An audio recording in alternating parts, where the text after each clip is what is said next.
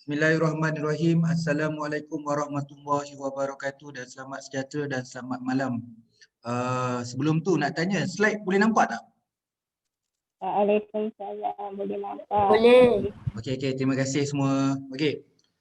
Kita dah selesai cover bab 1. So malam ni kita cover untuk bab 2. Topik dia adalah Operation Strategy in Operation Strategy in a Global Environment. So ni topik kita untuk chapter 2 lah. Kita tengok kalau boleh cover sampai malam ni, kita cover malam ni. Kalau kita tak dapat cover, kita sambung minggu depan. Okay. So ada outline dia, kita akan cover beberapa example, contoh for example lah kita akan ambil in general lah, tak adalah spesifik example kita akan ambil. Kita akan ambil bincang pasal contohnya global company, Boeing, lepas tu a global view of operation and supply chain, developing mission and strategies, achieve competitive advantage through operation, issue in operation strategy. So kita punya tema kita adalah kita nak synergizekan antara operation and strategy. Okay.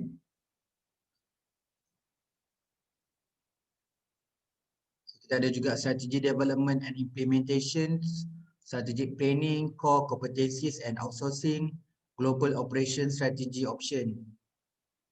Okay, so ni for example lah. Okay, Boeing Global Supply Chain Strategy. Okay, Boeing ni kalau tak silap saya pada tahun 2003 atau 2002, semasa saya belajar dekat Universiti Utara Malaysia, adalah kita pergi dekat Bukit Kayu Hitam. Dekat Bukit Kayu Hitam tu adalah ada manufacturer lah, kita panggil manufacturer yang dia buat component of Boeing lah. Okay, so Boeing ni sebenarnya nak beritahu dalam jenis production yang ada, biasa kita sebut kilang kan. So kilang ni daripada benda-benda kecil, daripada gula, tepung, sampailah kepada produk-produk elektronik, alat elektrik, okay, daripada enjin-enjin kecil sampai ke jadi motor, sampai jadi kereta, sampailah kapal terbang. So bila semakin besar macam contoh kapal terbang ni, dia melibatkan komponen-komponen dipanggil big part dan small part. So dia ada komponen sekecil-kecil macam skru, sehalus-halus skru. Kemudian sehalus-halus lagi kecil dia circuit. Circuit dia macam contohlah kalau kita ada remote control kat belakang tu kan ada circuit tu kan, kita panggil circuit lah. So ada circuit kita panggil elektronik. So ada elektronik, kemudian kita ada sekecil-kecil skru, sampailah komponen-komponen yang besar, kita panggil body lah, yang metal tu. So metal pun based pada material. So untuk kapal terbang, so material pun ada material yang terpilih. Dia tak boleh terlalu ringan dan tak boleh terlalu berat. Okey, jadi semua tu ada R&D lah. Maksudnya kalau kapal terbang ni bagi saya, walaupun nak hasilkan satu iaitu kapal terbang, tapi nak menghasilkan tu banyak manpower. Okey, banyak manpower yang diperlukan, banyak material yang diperlukan. So dengan kesilapan satu perkara je, contohlah skru longgar dan sebagainya, akan memberi kesan kepada keseluruhan. Okay, kita pergi general je lah. Okay, ini adalah kita kata komponen lah. Tadi kita bincang tadi tu komponen. Adalah komponen supplier, jenis-jenis supplier. Tengok berapa ramai supplier untuk kita supply satu kapal terbang. Daripada Perancis ada, daripada Jerman ada, daripada UK ada, Itali ada, Japan ada, China, okay, South Korea, Sweden. Tak ada pula Bukit Kayu Hitam, tak achieve betul. Okay, so kita akan belajar define mission and strategy. Sem lepas saya ada guna buku balance scorecard.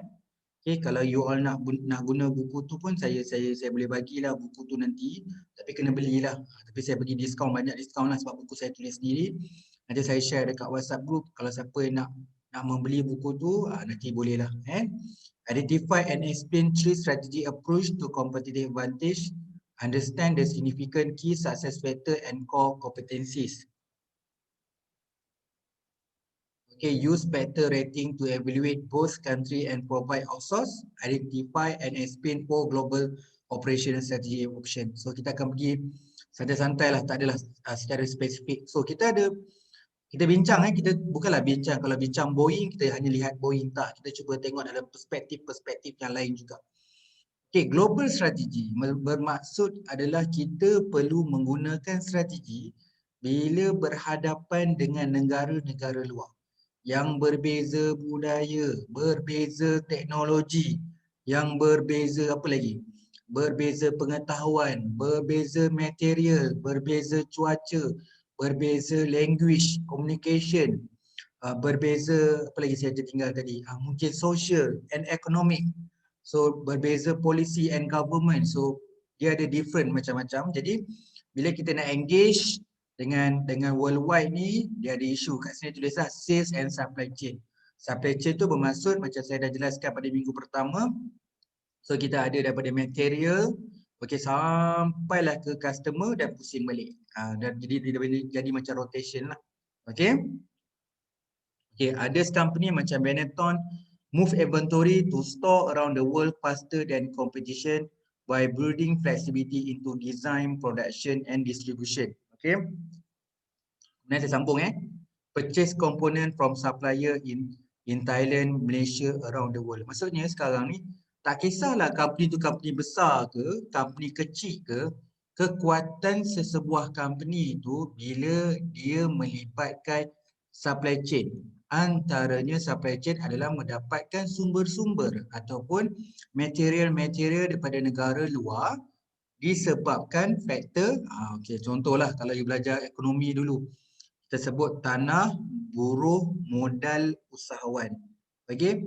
Jadi kalau kita panggil, kita kerjasama dengan negara luar, contohlah kita dengan Indonesia, Indonesia banyak labor.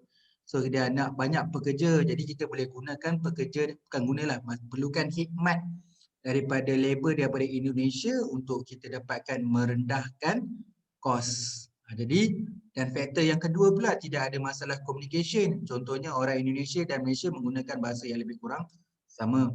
Jadi kalau Malaysia mengambil pekerja daripada Bangladesh contohnya, so kita ada masalah in terms of communication walaupun Bangladesh cepat belajar dari segi bahasa Malaysia kalau dia duduk kat Malaysia. Okey. Alright. Jadi kat sini isu yang kedua adalah mungkin kita kata material. Material tu tak ada kat Malaysia. Kalau sebut labor tadi, saya lupa pula tertinggal. Aspek knowledge dengan skill. Okay, knowledge dengan skill sangat penting. Jadi, kita sebenarnya kena belajar sebenarnya. Saya lupa dah masa saya belajar itu. Memang setiap country tu memang saya kena buat macam SWOT analysis lah. So, saya kena pasti. So, kalau dekat Thailand, apa kelebihan dekat manpower? So, dekat Thailand, apa yang punya kelebihan dari segi material? Dekat Thailand, apa yang bagus dekat teknologi? Jadi, saya kena ada comparison tu. Bila kita bercerita, kita bagi example. Contohnya di Malaysia, kita memiliki ramai talent ataupun labor yang mahir berkaitan dengan teknologi. Walhal di negara lain, contoh Thailand, struggle untuk train ramai untuk ke arah IT. Tetapi masyarakat di negeri Thailand tak berminat ke arah IT. Dia lebih kepada agriculture. Maksudnya pertanian lah. So pertanian dia memang sangat-sangat maju. Okey, di Malaysia kita ada masalah in the food industries. Walaupun kita kaya dengan makanan, tapi kemungkinan besar di suatu masa hadapan kita ada masalah dengan agriculture. Sebenarnya mana beras contohnya dan bahan-bahan lain kita import daripada Thailand contohnya. Jadi satu masa kalau Thailand menggunakan global strategy yang mana dia tidak mengawal ataupun dia tidak lagi dia tidak lagi supply beras di Malaysia, jadi Malaysia kekurangan beras. Okay, dekat sini kita ganggulah, tapi kita akan now dari segi politik dan ekonomi kita berdagang secara sihat. Kita berdagang secara sihat. Okay, jadi tak ada isu lah. Tapi Malaysia sebenarnya walaupun kita subjek operation management saya nak you all open pemikiran. Kita kat negara Malaysia kan, kalau kita lah you hidup lama lagi, kita berhidup lama lagi, saya pun harap dapat hidup lama lagi. So kita akan berhadapan dengan macam-macam cabaran dan halangan dalam kehidupan. So sekarang ni kita berhadapan dengan COVID-19. So COVID-19 contohnya kita sekarang macam sekarang ni kita gunakan online. So kita gunakan platform Zoom.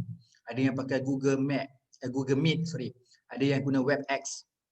So platform tu semua bukan made in Malaysia. So dia made adalah luar negara. Yang kebanyakan semua ni adalah US. Jadi kita tengah rakam video ni, entah kerahsiaan kita, privacy kita dijaga ataupun tidak. Jadi dia akan simpan semua database. Jadi kalau kita kelas harapkan 3 yang besar tadi lah, Google Meet, WebEx dengan Zoom contohnya. Tiga-tiga collapse. Maksudnya dia tidak memberi perkhidmatan yang baik ataupun dia cut off perkhidmatan. So how struggle kita? So dalam pendidikan habis. Simple kan, kita sekarang ni gaduh jadual clash lah, tak nak belajar siang lah, malam tak free lah. Tetapi tiba-tiba US stop, cut off service in term of technology. Apa akan jadi? So kita pinga-pinga lah, pinga walaupun ada internet tapi kita tak gunakan platform yang lain. Tiba-tiba Thailand cut off beras. So kita nak makan beras pun dah tak ada dah. Okay, kita kena makanlah capati dan sebagainya. Kalau kalau untuk information you all, ada beberapa kilang tepung kat Malaysia dah kena tutup. Kilang tepung tak boleh nak imagine. Tepung orang nak makan dalam pandemik ni, orang pergi beli tepung nak makan cucuk kodok ke, nak makan macam-macam. Tapi ada kilang tepung dah tutup. Kita pun in term of logic, macam mana boleh tutup? Tepung kot, demand high. Tapi masalah material. So kita kat Malaysia tak cukup material yang katakan tepung tu untuk menghasilkan tepung tu. Jadi kita punya pertanian tak cukup besar untuk tampung keperluan yang ada kat Malaysia. Okey, negara-negara tertentu pun dia tak boleh nak supply. Contohlah, ambil contoh, saya pun tak pasti. Contohlah kita ambil material daripada tepung tu daripada India. Jadi India pun memang tak cukup tepung dekat negara dia. Jadi macam mana dia nak supply dekat Malaysia? Okey. Jadi kita duduk kat Malaysia, kita kena tengok juga apa kekuatan dan kelemahan yang ada dekat Malaysia ni. Kita ni ada masalah paling besar sekali adalah manpower, iaitu pekerja-pekerja yang berkaitan dengan maintenance, benda-benda yang kita panggil grassroots. So kita ni banyak ambil pekerja-pekerja daripada Indonesia. Contohlah Indonesia untuk penjaga rumah atau dipanggil bibik tu kan. Kita penjaga rumah lah. Kemudian kita ada yang keselamatan. Keselamatan maksudnya jadi pakat. Ada yang kita ambil daripada Nepal, Bangladesh. Jadi kita perlukan pekerja-pekerja buruh dari Indonesia untuk buat bangunan. Kita perlukan bangsa-bangsa asing ataupun pekerja daripada antarabangsa ASEAN especially dan Asia untuk kerja di pasar. Macam saya sebut tadi, kerja kat mana lagi? Kadang-kadang kat shopping complex.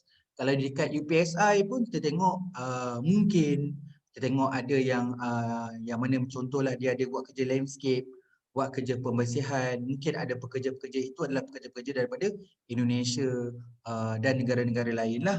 Jadi kita tengok sekarang ni bila benda tu tak ada, lumpuh kita sebenarnya. Kita tak ada orang yang nak buat pembersihan, kita tidak ada orang yang nak buat bangunan. Contoh kalau makan minta maaf saya sebut kalau kita makan tengah hari, ada kat kafe ke kat mana-mana, kadang tukang masak tu from Indonesia. Jadi siang kita makan Indonesia, malam kita makan daripada Thailand sebab kedai-kedai siang banyak kan. Jadi bermaksud suatu masa nanti kita lumpuh nak makan. Makan tengah hari dan makan malam pun susah. Okay, tanpa you sedar sebenarnya makanan yang kita makan goreng-goreng dan masakan-masakan tengah hari itu, bahan-bahan itu pun banyak daripada Thailand dan juga Indonesia. Jadi kalau sekatan itu berlaku, jadi kita kena fikir daripada sekarang global strategi. So apa yang kritikal dekat ni? Contohlah kita kat Malaysia sekarang, isu air di Selangor. Isu air di Selangor adalah isu-isu dia panggil adalah isu. Saya tak nak cerita pasal politik Kita nak fikir what's next our strategy untuk Selangor. Dia kata untuk pencemaran disebabkan ada sektor-sektor tertentu, contoh manufacturing dengan menggunakan material-material macam chemicals, ada juga plastik dan pembuangan dia tu, sisa-sisa tu menyebabkan sungai-sungai tercemar. So masalah ni tak selesai daripada dulu sampai sekarang. Okay? Untuk buat pembersihan itu mungkin memerlukan teknologi dan sebagainya. Jadi dalam kes ni kita penting ada hubungan antara global strategi. Sebab itulah ada hubungan diplomatik dengan negara-negara seperti Thailand dan sebagainya, dengan Japan, dengan China. So kalau kita faham kat Malaysia mengamalkan ekonomi yang terbuka yang mana kita banyak menjalinkan semua negara. Jadi Malaysia ni kalau tanya saya adalah kita tidak boleh terputus hubungan diplomatik dengan mana-mana negara. Jadi kita masih lagi sihat masih negara masih tenang, hubungan kita masih aman, ada hubungan strategik yang baik. Jadi kita boleh ada masa kita import, ada masa kita export. Okey, kalau orang main saham dia tahu mana yang yang tinggi. Contohnya kalau orang main saham sekarang ni dia tahu yang pasal healthcare. Healthcare je lah pasal je lah kita COVID-19 kan. Jadi peralatan company-company yang supply barang-barang healthcare. Okey, sekarang isu pasal vaksin. So vaksin akan bawa masuk. Mungkin tak lama lagi Malaysia pun ada vaksin. Jadi share-share saham-saham di bursa saham tu kalau berkaitan dengan healthcare ataupun apa lagi yang berkaitan lah. So dia akan tinggilah. Jadi kalau contoh sekarang ni macam property, dia akan ada masalah sikit lah. Property maksudnya orang tak ada nak beli rumah dah, gaji pun tak ada, mungkin ada yang kena berhentikan kerja. So itu isu global lah, isu-isu global. Minta maaf saya kita panjang sebab saya nak student-student saya faham, ya sahabat-sahabat semua faham bahawa global strategy tu bukan kita kata, alah kenapa nak global strategy, kenapa kita tak kita tak guna je buatan Malaysia. Okey, memang betul saya sokong sangat-sangat belilah barangan buatan Malaysia. Kalau you all nak tahu pada tahun 1997 dan 1998 ketika itu untuk memulihkan ekonomi negara, kita ada slogan, kita ada iklan di TV memang suruh beli barangan buatan Malaysia. Tapi saya tak faham sebenarnya, dah bila saya belajar master dulu, saya tak faham kenapa kita masih lagi nak support barang luar walaupun produk tu ada produk kat Malaysia.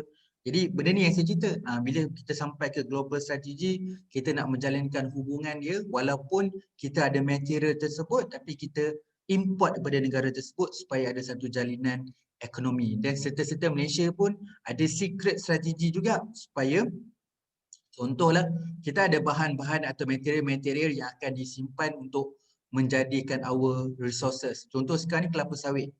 Kelapa sawit adalah good strategi sebenarnya. Malaysia tak boleh pandang rendah dengan kelapa sawit sebab itu merupakan sumber pada kerajaan dan orang dah gunakan alternatif kepada kelapa sawit tu untuk jadi diesel.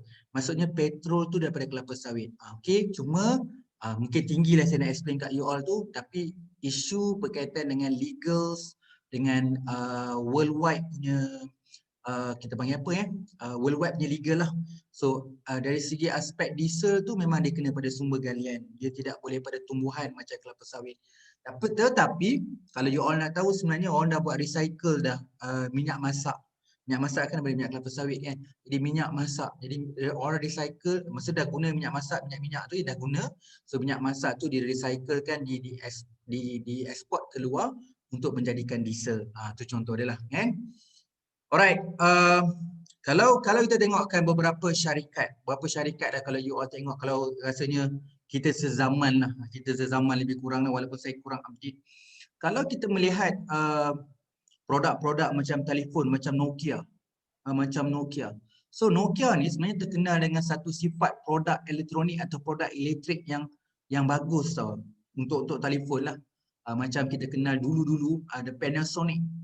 Panasonic ni daripada Japan memang kita kenal produk dia bagus in term of ketahanan. Dan sebagainya. Jadi Jepun hampir jadi mangsa daripada branding ataupun dari segi changing. So kalau you tengok Nokia tak berubah. So bila handphone itu bukan hanya untuk call dan SMS. Dah ada digital, dah ada WhatsApp, dah ada social media dan sebagainya. Ada colourful, dah mula nipis. Dah ada macam-macam function apps yang ada, kita boleh gunakan internet dan sebagainya. Nokia stand bahawa telefon ni paling bagus, in term of paling tahan.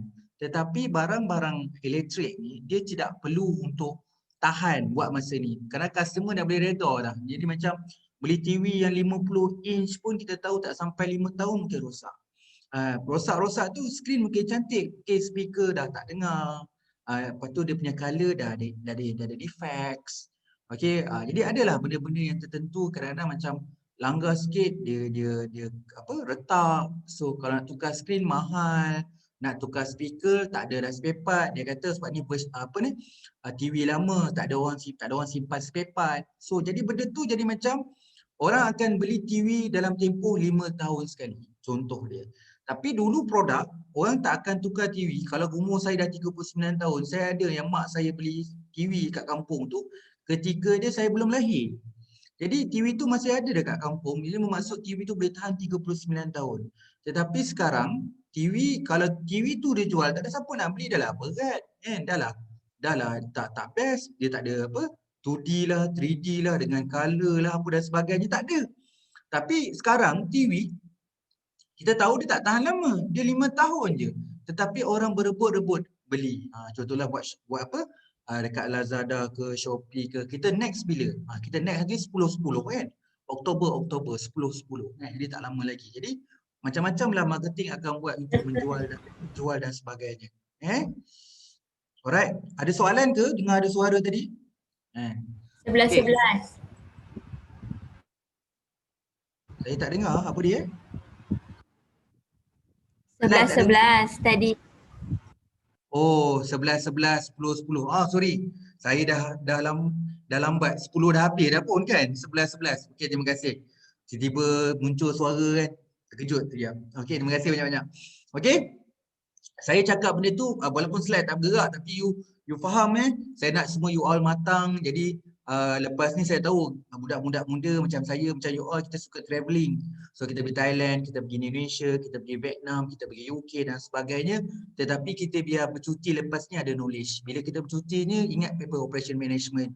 Betul lah si pakcik tu cakap, kita ni lepas ni travelling, kita kena tahu apa kekuatan yang ada dekat Thailand. So kita nak, contohlah you semua business minded kan. So nak bawa business daripada Thailand masuk kat Malaysia dan sebagainya. Sebab Malaysia tak ada material tu. So material tu ada kat Malaysia ada tapi mahal. Tapi kita boleh ambil direct daripada Thailand. Jadi benda tu selalu. Kalau saya terus terang, kalau saya bercuti ke dalam negara atau luar negara, especially luar negara lah. Mata saya tajam, knowledge saya kena kuat. Saya kena study, internet selalu kena ada sebab saya akan check, okay produk ni ada kat Indonesia, so saya check kat Malaysia. Kat Malaysia tak adalah jual ni, walaupun benda-benda kecil, contohnya kalau perempuan kan, you tak tengok macam tudung, so tudung ni ada dekat Bandung, so kat Bandung ni ada kat Malaysia tak, jadi benda tu selalu likat. Kemudian tengok orang niaga, so kita kat Malaysia sekarang memang dah kalau tanya saya, cara nak jadi entrepreneur memang kena pergi Indonesia. So kita tengok dah sekarang orang jual mangga kat traffic light. Okay, AirAsia jual makanan dalam flight, jual Maggi dan sebagainya. Dia dapat kat mana tu semua? Semua tu kat Indonesia. Guys, Indonesia dah lama dah buat macam AirAsia tu dalam kereta api. So jual mangga tu yang tengah-tengah jalan raya kita nampak panas, kesian dan sebagainya. Kalau you pergi dekat negara-negara yang big entrepreneur ni, contoh India dan Indonesia, dia orang dah lama dah buat. Jadi kita kadang-kadang mata kita, panca indera kita observe macam mana orang nak buat. So telinga kita mendengar macam mana dia persuade in term of marketing. So kita tengok produk supaya kita boleh buat comparison. So kenapa dekat Indonesia produk ni laku, kenapa dekat Malaysia tak laku, kenapa produk ni kita berlumba-lumba nak guna tapi kat Indonesia tak guna pun. So benda tu kita selalu berfikirlah, tu namanya adalah global strategy. Bila saya ambil bahasa mudah bila you mula berfikir, mula beraplikasi dengan kehidupan, dengan journey you pergi travel, kadang benda-benda tu akan berlaku lah. So travel subjektif lah. Kalau yang Muslim mungkin nak pergi dekat Madinah ke, pergi kat Mekah, kat tanah Arab. So benda-benda tu you kena faham, sebab tu paper operation management ni sangat penting. So you akan belajar, okay, patutlah produk ni orang tak simpan sebab produk ni memang orang guna per daily. Kalau kat Malaysia tak boleh. So kita jarang dapat stok ni. Kadang-kadang sebab tu benda jadi macam santan pun kita pun tak faham kan. Dulu santan ni saya masih kecil, santan ni bukanlah satu benda yang risau nak beli. Jalan berapa meter je dah. Tak sampailah 500 meter kita dah jumpa dah mana nak beli santan dan sebagainya.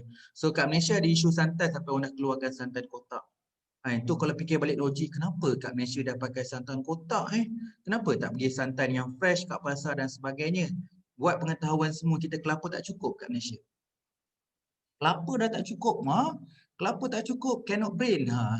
Jadi benda-benda tu you kena fikir, kenapa mangga ada kat kotak? Kenapa sos cili ada kat botol? Itu sebenarnya trik tau kalau you nak faham. Bahawa maksud kita kat Malaysia kurang cili, kita kurang kelapa sebab tu dah ada bahan-bahan dalam kotak.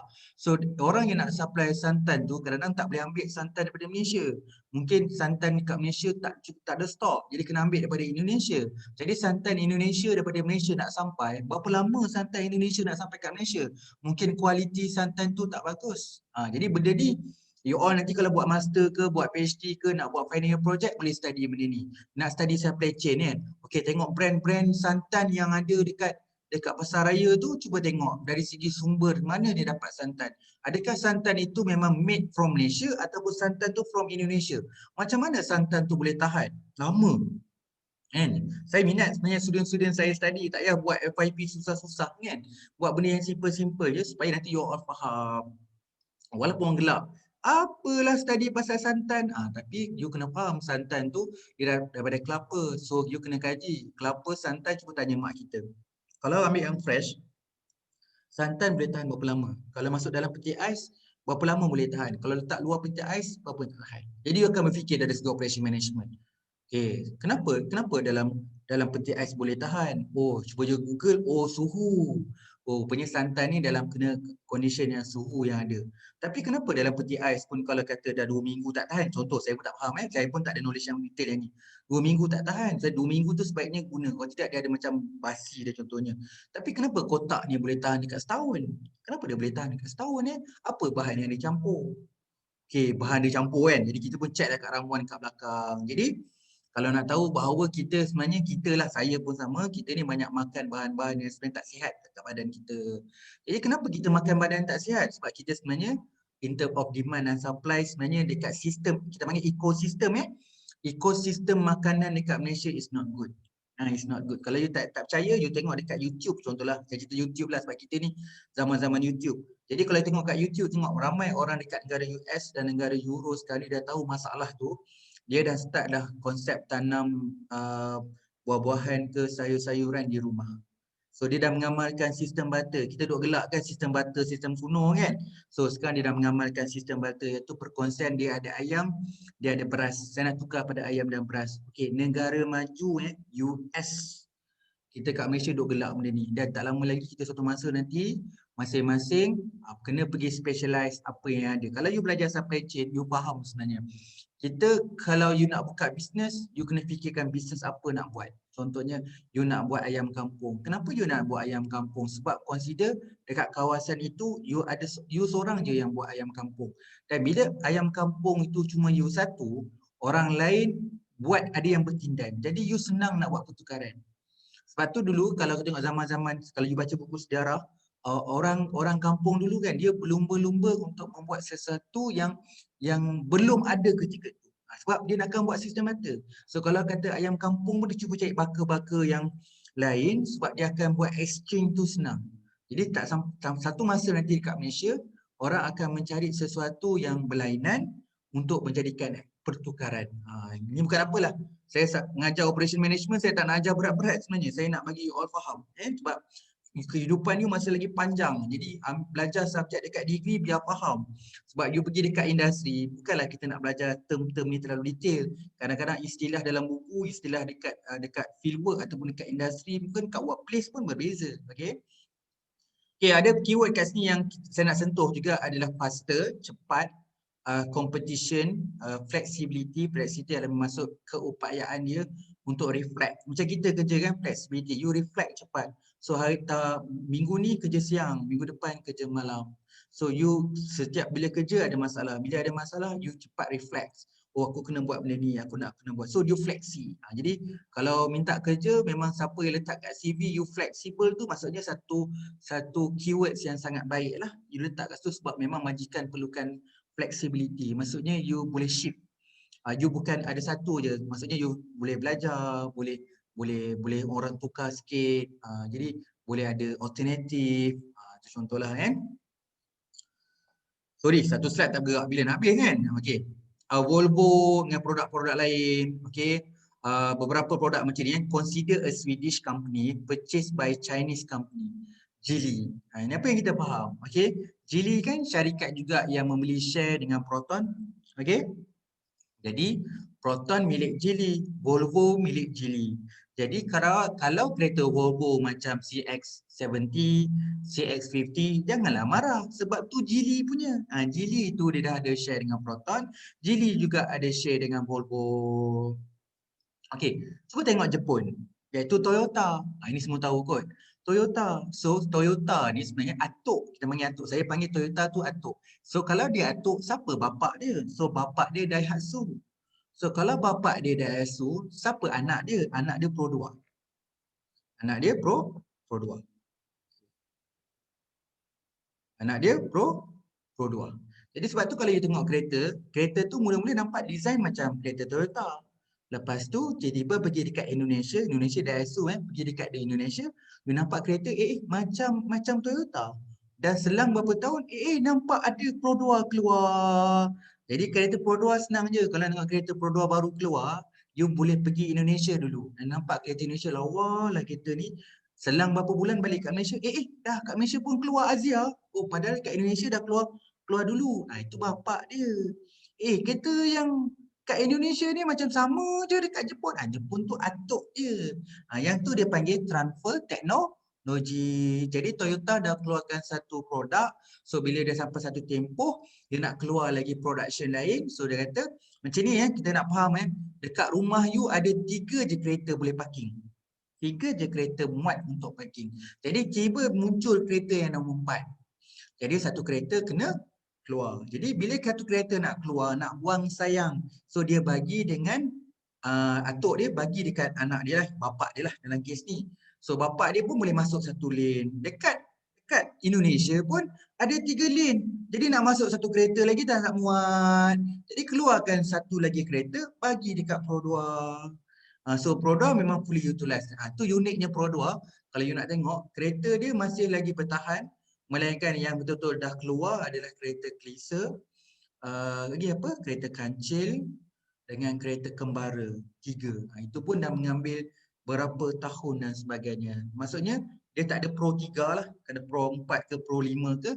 So dia akan boleh transfer dia teknologi. Jadi kalau kata Proton dia lain. Dia sebuah syarikat yang single. Jadi bila dia satu syarikat, dia tidak ada bapa dan dia tidak ada atuk. Kesian Proton. Okey. Jadi bukan kesian lah, maksudnya orang yang mendiri. Jadi Proton dia buat kerjasama dengan Mitsubishi, dia buat kerjasama dengan apa lagi tu, Suzuki, dia ada buat kerjasama dengan Honda. Jadi sekarang yang last sekali dia bekerjasama dengan Geely. Bekerjasama dengan Geely share. Geely dah boleh share tu.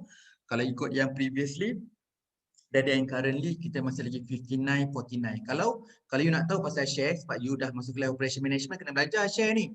Okey, kalau Proton dengan Geely, Geely 49%, Proton 51%. Okey, kalau Pro 2 49%, Daihatsu 51%.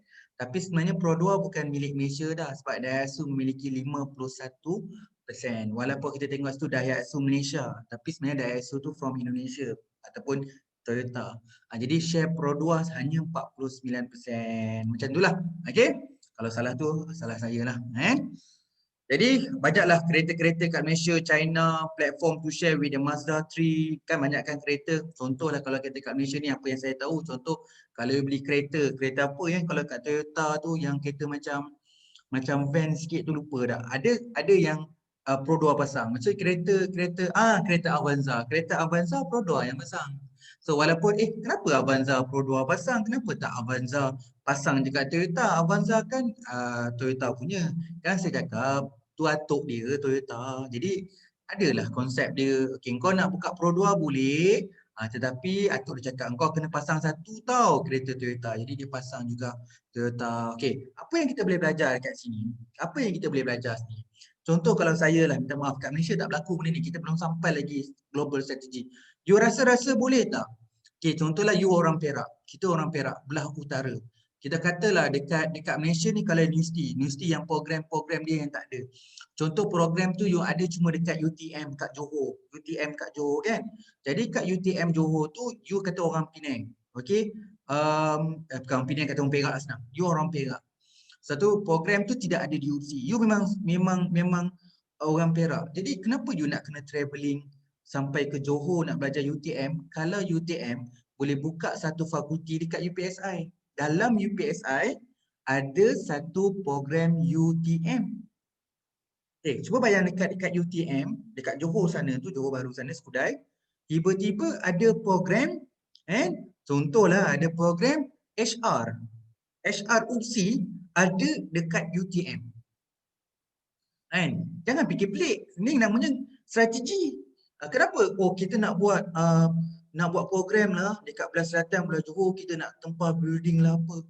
Aduh, kita ni kat Malaysia kan masih lagi belum ada satu pemikiran yang terbuka kan.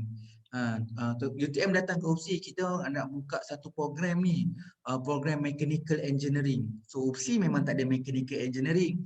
Jadi tak apalah, you kena bayar sewa lah, bayar sewa fakulti dan apa semua. Okay, you boleh gunakan space dekat UPSI ni, you boleh letak pelajar UTM dalam UPSI. Okay, kita pun buat MOU, Memorandum Understanding. Kalau macam tu boleh, tapi UPSI pun akan letak satu program kita orang dekat UTM.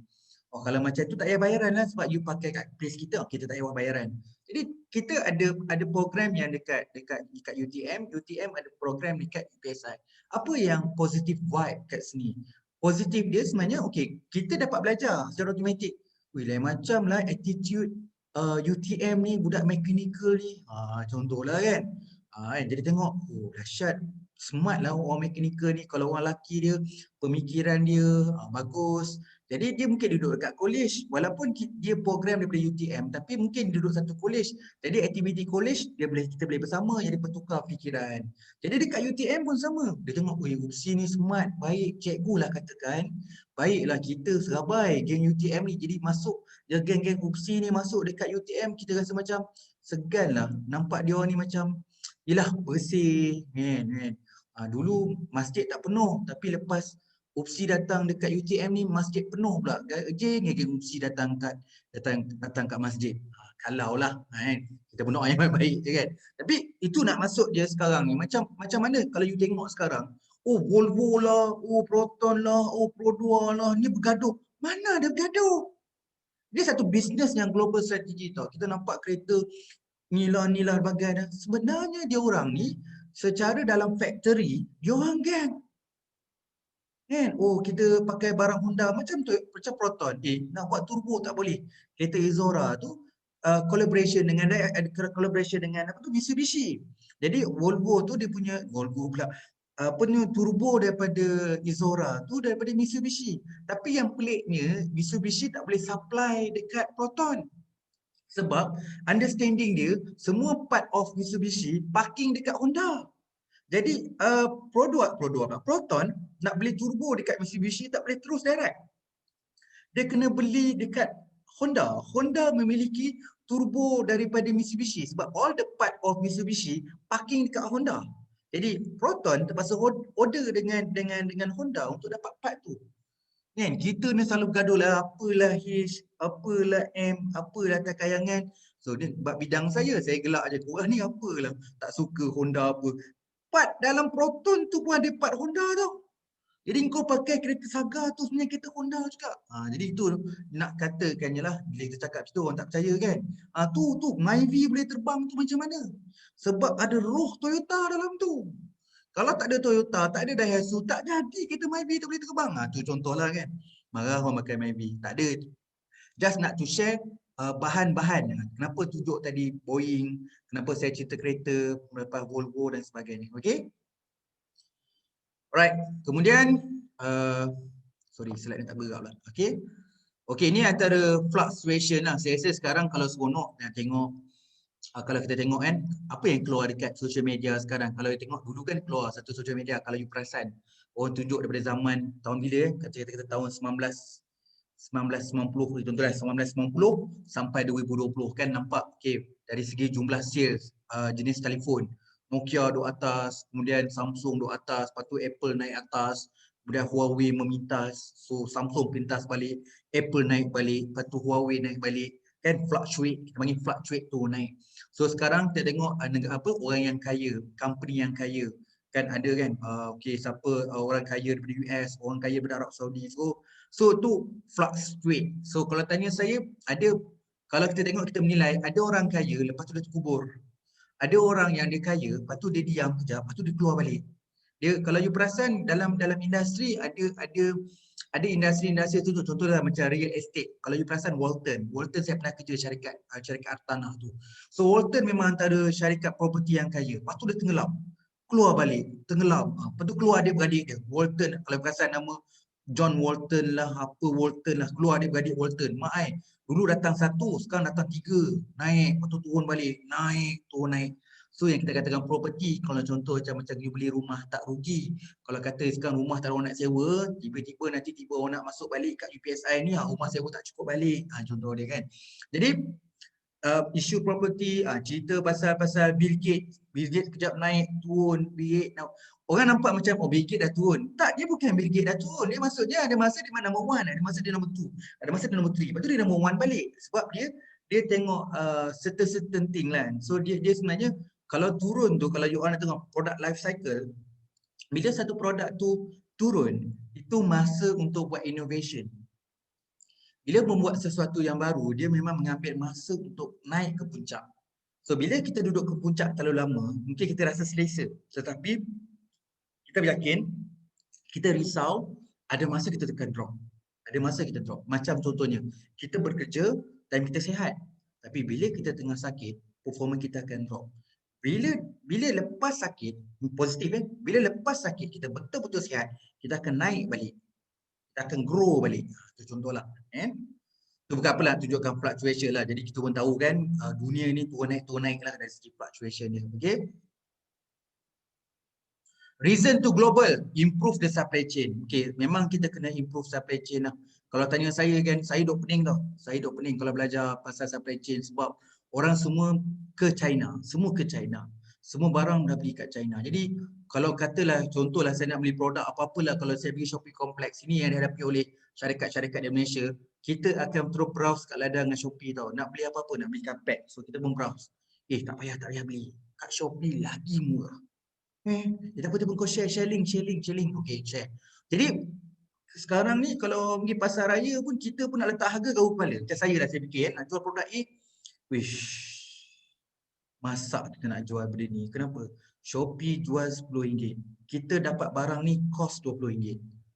Cost pun tak cover tau. Okay. Kita bersusah hati. Tak apa. Nasib baiklah orang Malaysia ni senang persuade. Tak apa, kita buat marketing lain. Marketing apa? Tak apa, kita buat viral. Orang kat Malaysia ni cepat viral, jadi kita kena main viral je. Lepas viral, kita jangan main stok banyak-banyak. Sampai habis viral mesti collapse. Kita kena tukar produk lain. Jadi memang dekat Malaysia ni kalau kita tengok, kalau saya belajar marketing, saya memang investigate marketing, risau juga produk-produk kat Malaysia ni. Kita tidak memiliki terlalu banyak produk yang terlalu bertahan. Sebab tu saya tengok bila you nak invest, you tak boleh invest benda-benda yang laju. Contoh laju teknologi. Teknologi laju dan dia akan menurun pun laju. Dia akan menjunam pun sangat laju.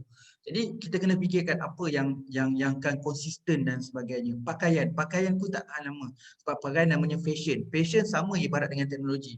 Time orang nak tinggi, bila time menjunam dia akan terus menjunam. Jadi contoh makanan. Makanan pun ada jangka hayat dia. Jadi apa yang sesuai nak invest sekarang ni? Nak invest adalah mencari satu produk yang mana produk tu perlukan perkhidmatan. Contoh, bila banyaknya telefon yang mahal-mahal sekarang ni, so ramai orang dah buka servis telefon. Sebab bila servis telefon dia akan, sekarang pun dah pandai kan orang main warranty dan sebagainya, tetapi ada juga yang telefon-telefon yang saya rasa dia perlukan servis dan sebagainya. Saya nampak telefon penat, siapa yang main line telefon dia kena cepat dan cepatlah. Dia kena cepat. Kalau dapat produk baru dia antara orang yang terawal. Kalau produk tu nak menjunam dia kena cepat shift. Sebab dia tak boleh simpan stok lama jadi tukun je nanti. Okey? Jadi kita kena fikirlah apa produk-produk yang bersesuaian dekat Malaysia ni supaya benda tu bertahan lama dalam tadilah kalau kita belajar dalam management namanya product life cycle. Okay, reduce cost and exchange rate risk. Contohlah kan, macam contoh, cuba saya tanya you all satu soalan. Okay, sebab saya mengajar subjek creativity dan innovation juga. Contoh dia kan, bila dalam satu situasi, ni contohlah produk paling senang lah kan.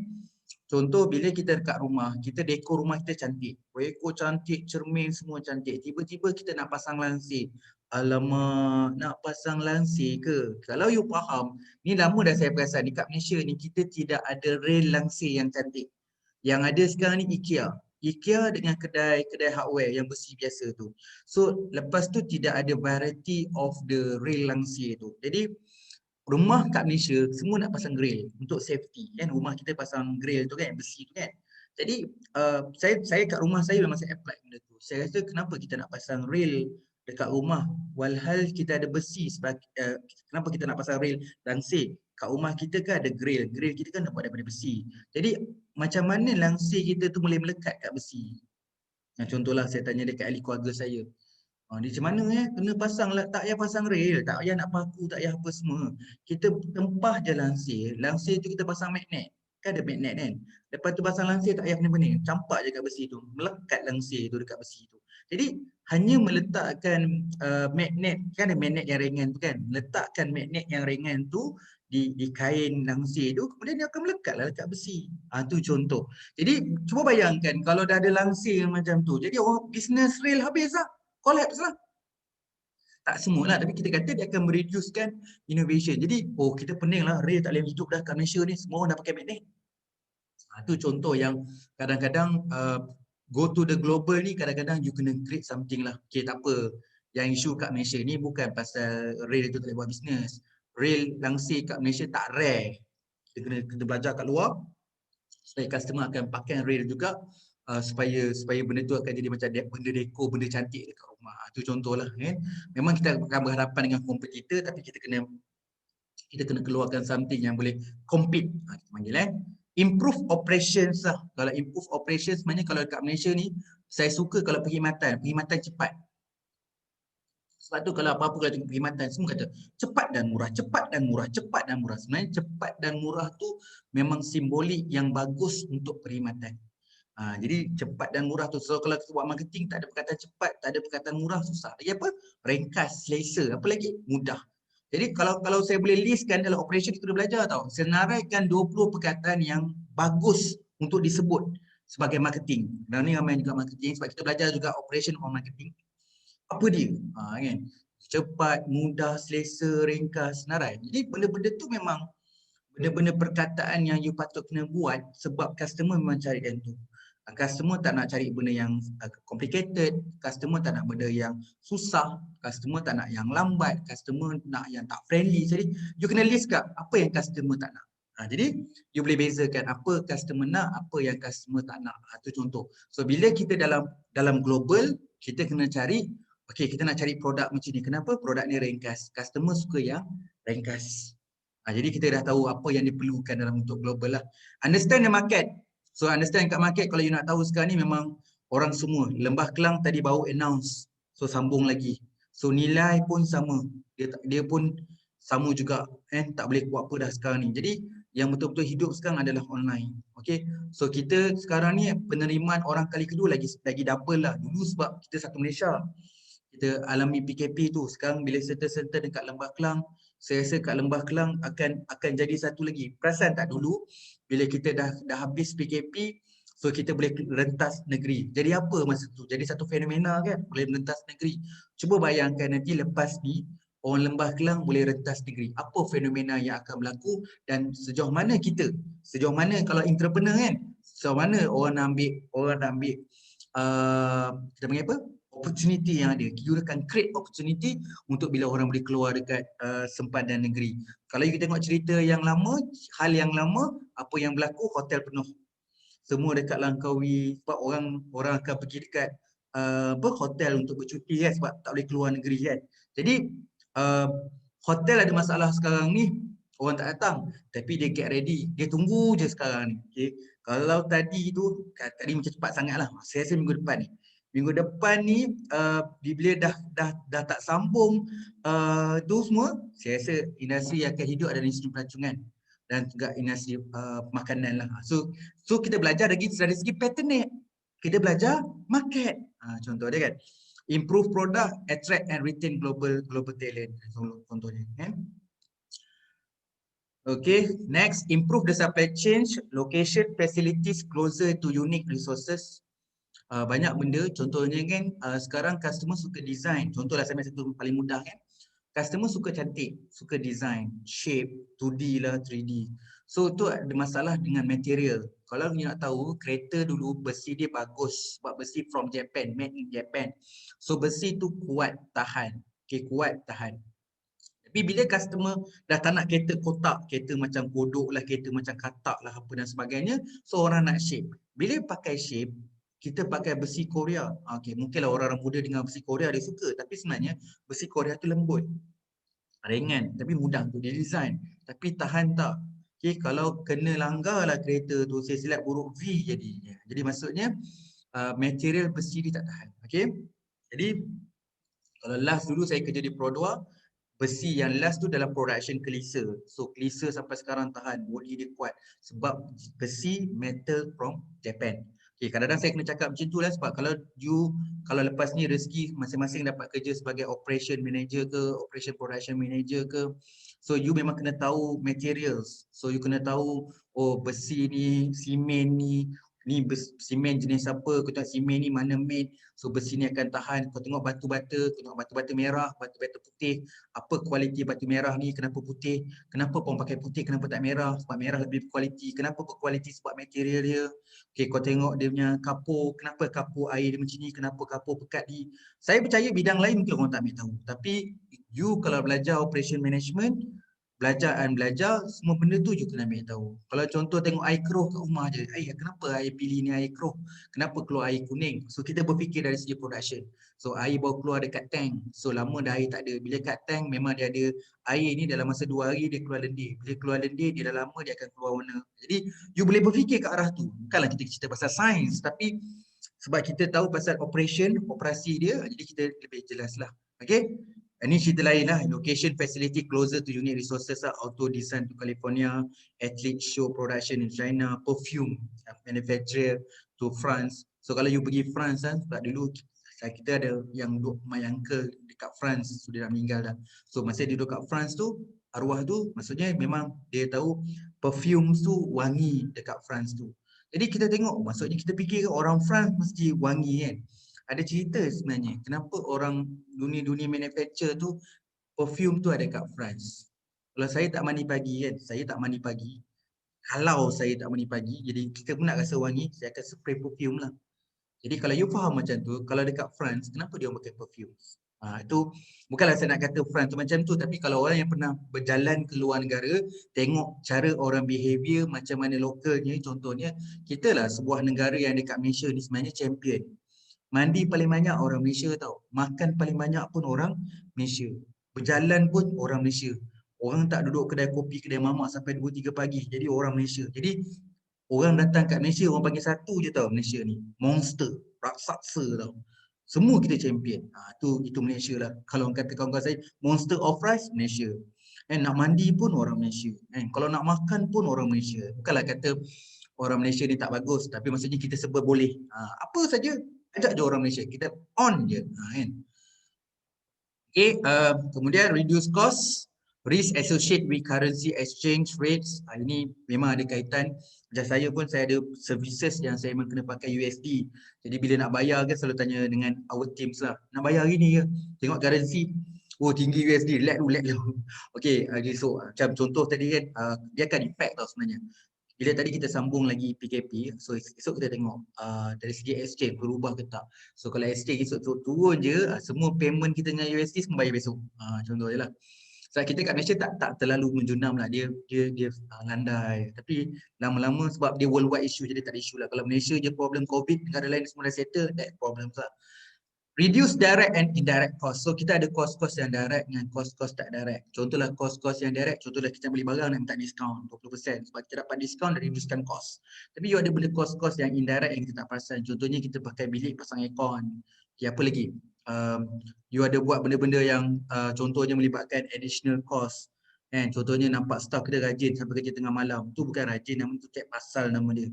Patut kerja on time pukul 5 balik lah. Kalau saya mengimpikan, kalau saya kerja, saya ada ramai pekerja, memang saya pukul 5 balik, 5 tutup. Setiap hari meeting kita kata, hari ni berapa ramai orang pergi kerja? Hari ni 8 orang. Kenapa 8 orang? Kenapa tak 7? Saya hari akan cakap, pening betul bos kita ni. Orang selalu fikir nak staff datang ramai. Ni bos selalu fikir datang 7 orang. Kenapa? Kalau 7 orang datang, daripada 8, 7 orang mesti jimat air, jimat elektrik. Semua staff pening kita bos kita ni. Bos kita tak suka datang. Kenapa datang cepat sangat? Datang cepat nak kena pasang aircon, nak pasang lampu, habis electricity. Datang lambat sikit apa? Contoh era sekarang, orang bekerja tak datang ke office. Kau boleh duduk mana-mana je. Nak duduk kat coffee house ke, nak duduk kat rumah ke, nak duduk kat mana pun duduk. Yang paling penting kerja siap. Ada kerja, ada job, ada gaji. Tak ada kerja, tak ada job, you duduk rumah. Jadi sekarang kerja semua macam tu. Kalau tanya saya kerja banyak kat luar. Cuma kita kerja bukan kerja orang muntah tau. Nah buat A, nah buat B. Tak. Kita yang kena cari kerja. Dan soalan takkan keluar, bos nak buat apa? Itu soalan yang langsung tak boleh keluar. Yang kena keluar, bos hari ni hari baik. Kenapa? Dah dapat job. Bos kata, itu yang saya nak dengar. Itu yang saya nak. Dapat job. Bagus. So apa plan? Hari ni nak settlekan job. Bagus. Dan datang kata, bos hari ni nak buat apa? Itu drama TV je. Drama TV je tanya soalan. You datang kerja nanti next time kalau you kerja mana-mana, jangan tanya dekat majikan saya nak buat apa. Tak, majikan yang tanya balik, hari ni you buat apa? Kenapa duduk kat office? Ni reality Kenapa duduk kat office hari ni? Itulah saya ada benda nak buat. Benda apa yang buat sampai kena duduk kat office? Saya nak buat benda ni. Benda ni tak patut buat kat sini. Yang ni you buat kat rumah. You datang company ni cari job. Keluar. Contohlah kan. Sebab sekarang kerja banyak yang kita lah batch yang baru keluar degree memang you kena keluar cari job. Sampai you dah stable, dah jadi manager tu mungkin lain. You kena ada orang yang you kena monitor orang bawah. Okay. So dunia sekarang dah berubah kerja. Dulu kita tunggu kerja. Sekarang you yang kena cari kerja. Maksudnya sekarang pening aku. Aku ni nak bekerja sebab aku tak ada kerja. Tapi bila aku dah masuk kat company, aku pula kena bagi job kat dia. Aku salah tempat ke? You bukan salah tempat. Itu realitinya. Itu realitinya sekarang. Saya nampak macam a few lah. Anak saudara saya kerja dekat satu bank. Sebut je lah Maybank kan. So bila dia kerja, seminggu tu dia jam. Dia datang macam, kau ingat induksi. Ada kerja kat induksi tu duduk diam. Dia tak tahu nak buat apa kan. Last minggu dia dapat jumpa bos. Bos dia tanya, bos saya dah duduk kat sini seminggu tapi tak tahu nak buat apa. Bos dia kata pelik. Tak tahu buat apa? Takkan you tak buat kerja apa-apa pun. Tak ada orang bagi arahan kerja kat sini. Sini tak ada orang bagi arahan kerja, you terus buat kerja je. Jadi apa kerja yang you lakukan? So bos saya tanya, apa yang you buat dalam seminggu? Saya tak buat apa. You nak kerja ke tak nak? You patutnya kerja cerita saya apa you buat seminggu, bukan saya yang bagi kerja. You yang kena cari something untuk bekerja dan you kena cerita kat saya apa you buat. Lepas tu barulah dia bertanya orang apa nak buat, apa semua dia faham. Hampir rupanya dia telefon lah semua pakcik-pakcik dia ni. Telefon dia kata, memanglah kerja sekarang bukan kau yang tunggu kerja, kau yang kena cari kerja. Ush, baik aku jadi entrepreneur. Kalau rasa kau berani, jadilah entrepreneur. Itu contoh yang you kena faham dalam dunia industri lah. Melainkan kalau you kerja government.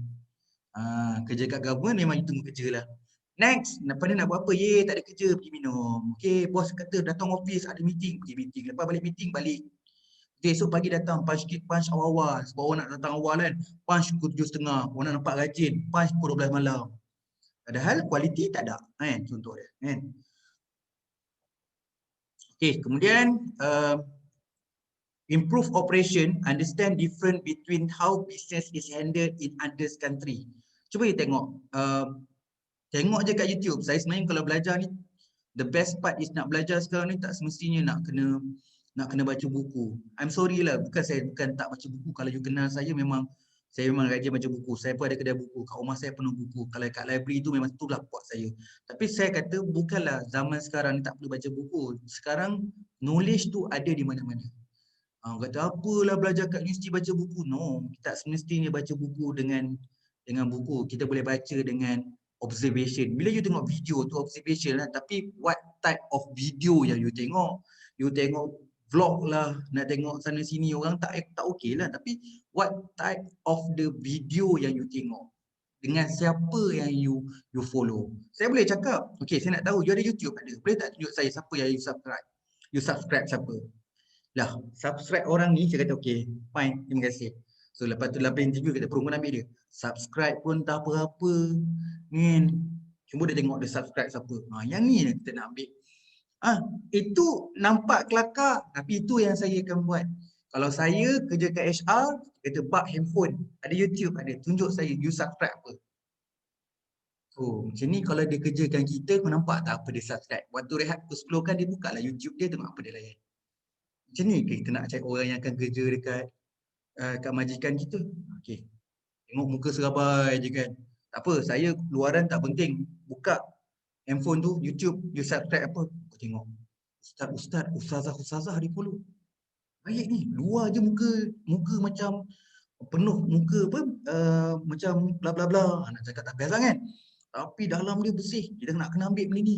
Contohlah kan. Oh pandailah pakcik. Kau nak interview tak payah dah. Zaman-zaman sekarang kau tak payah lah. Semua interview tu bohong je. Kau mainlah rajin, boleh kerja siang malam lah, apalah, pandai lah apa. Kita test tu benda-benda yang dia tak boleh agak. Kan? Takkanlah hari tu nak cleankan telefon. Kita unsubscribe. Kan? Itu trik lah. Siapa yang bidang HR, jangan ambil pula trik saya tu. Kan? Tapi itu macam mana dapat? That you kena baca, bukan bacalah, tengok video job straight ke, you tengok video HR ke, how the manager trick to recruit ataupun nak hire new staff, apa cara interview zaman sekarang. Yelah, kalau you cerita benda ni dengan buku tak cakap lah benda tu. Buku cakap okay, kita nak recruit, tengok orang tu personality dia bagus, attitude dia bagus, kita tengok dia punya skill, tengok dia punya knowledge. How you want to measure that people? That's only 5 minutes to 10 minutes. Macam mana you nak kata dia ada skill atau knowledge? Certificate. Just only certificate. Now, certificate for me lah, orang make business on certificate. Oh, nak belajar apa benda tu? Nobody. Sekarang ada duit je. You have money, you can buy a certificate. So, bagi saya, certificate sometimes is not become another become big values lah. Tapi kita boleh tahu how to strategize. Berapa ramai follower you punya Insta? Ya? Berapa juta? 2 juta? Bro, ambil. Kenapa? Tak ada hal dia campak apa pun kat Insta dia, selesai. Kenapa? Now social media, engkau bawa flyers, bawa apa-apa, you promote surat khabar ke email ke satu dunia pun, kalau dia tak ada follower, nothing bang. Contohlah kan. Tu contohlah bila saya communicate dengan dunia reality sekarang macam tu lah. Okay. Alright, international operation can improve response time and customer service. Okay, ini response time kan. Kan masa saya sebut itu. Isu dia sekarang, kita cuba nak lari, run away. Bila customer complain je, ni bukan saya buat, ni siapa buat. Banyak. Saya tengok banyak dalam kehidupan. Dalam kehidupan pun samalah. Bila orang kritik ke, bila orang hina ke, mulalah banyak sedih lah, menggoyan, tak tahu pasal, something like that. The most important thing in operation, this become normal kalau you dapat issues, dapat critics from the customer ataupun ada complaint from the customer.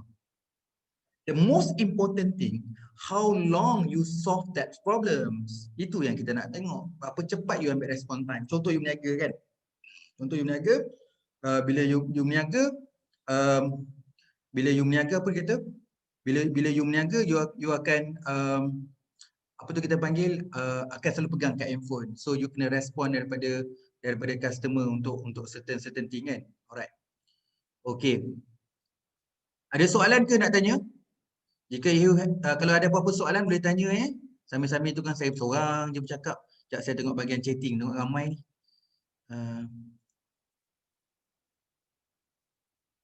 Apa ni, macam-macam cerita ni. Avanza lah jadi arus, strong weaknesses, boleh. Okay, thank you for respon lah. Okay, saya nak juga respon dekat bahagian chat lah. Okay, alright, kita sampai kat mana tadi? Dah terlepas lah kita ni. Okay, kita improve ke operation kan, sorry. Okay, ni dah tadi. Okay, ini tak ada apalah Okay, understand market. Okay, this is understand the market lah. Okay, kalau kita sebenarnya pun, kalau saya bagi assignments, okay, senaraikan brand TV yang ada kat dunia ni. Brand kat TV kat dunia ni. Kenapa saya nak labelkan brand kat TV ni? You akan kenal lah, brand-brand yang kita tak pernah kenal dan sebagainya. Dan sampai kat soalan saya bukan nak kata pasal produk tu tak ada kat Malaysia ke. Saya nak kata kenapa terlalu banyak brand dekat dunia TV ni. Okay. Sebab nak unik, sebab nak nampak dia ada company sendiri, dia ada produk sendiri. My question, siapa yang supply? Samsung. Samsung. Bila Samsung, contoh, bila Samsung dah membenarkan you boleh create another product dengan brand lain.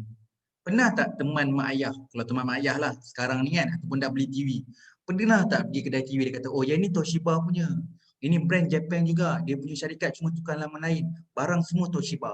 Ini Samsung juga, dia memang kita kata apa, memang under Panasonic lah, under apa dah semua. Sekarang kalau you tengok, okay, sekarang produk elektronik dia dah ada another brand untuk replacement.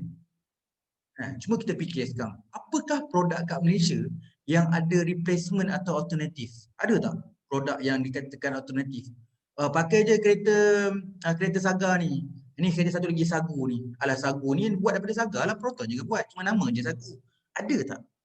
You rasa-rasa ada tak produk yang kat Malaysia, apa-apa produk ni sebenarnya dia benar sama. Dia benar sama. Cuma brand itu tukar lain. Okey? Saya ambil contohlah, contoh kedai photostat, katakanlah dekat Taman U tu, you agak-agak.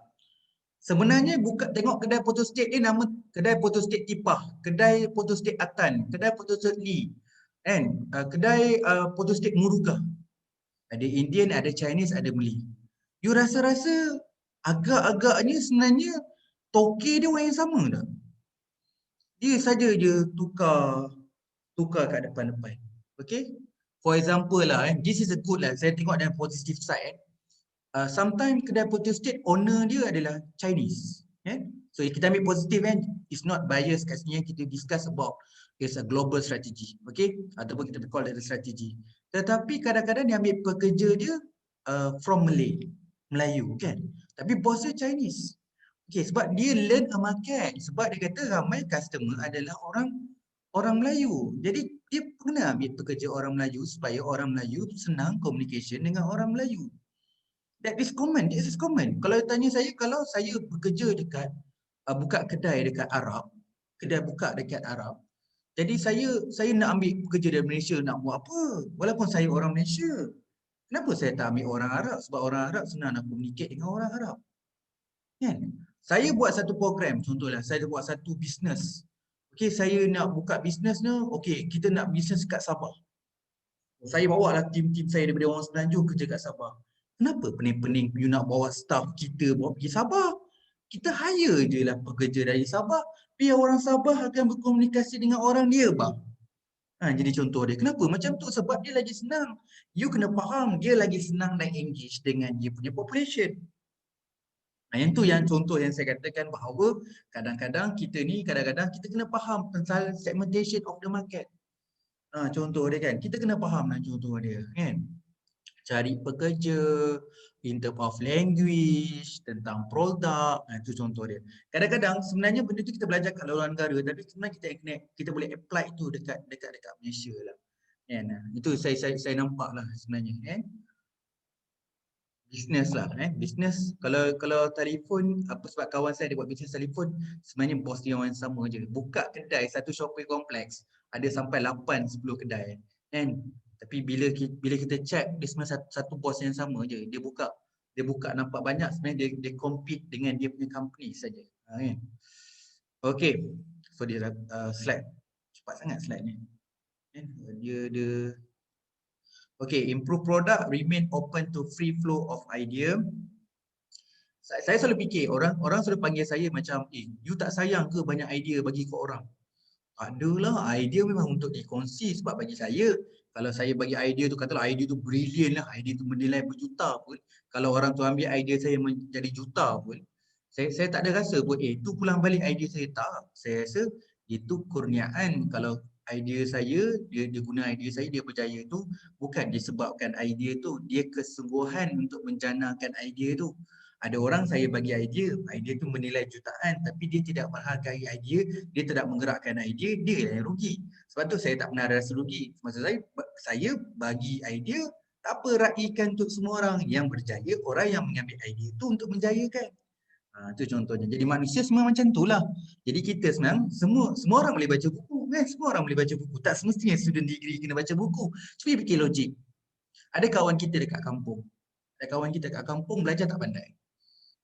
Maksudnya result tak okey. Dia pandai tapi mungkin result tak pernah okey. Kita belajar kat universiti, kita belajar subjek operation management. Tapi disebabkan kita rasa kita belajar di student degree, tak baca, terdengar je. Relax je, tak payah buat buku kan. Kawan kita tak pergi kelas, tapi dia baca buku operation management.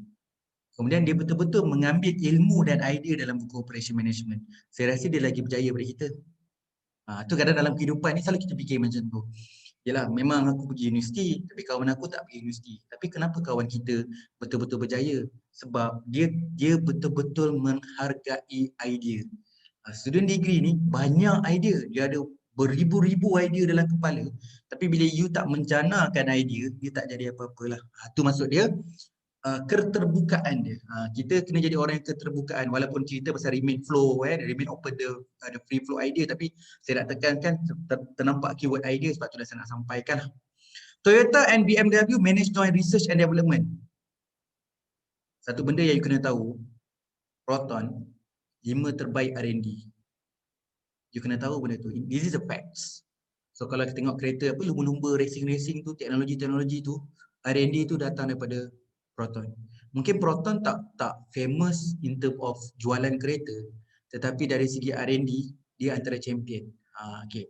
Jadi tak heran kalau Toyota pergi dekat Proton untuk belajar R&D.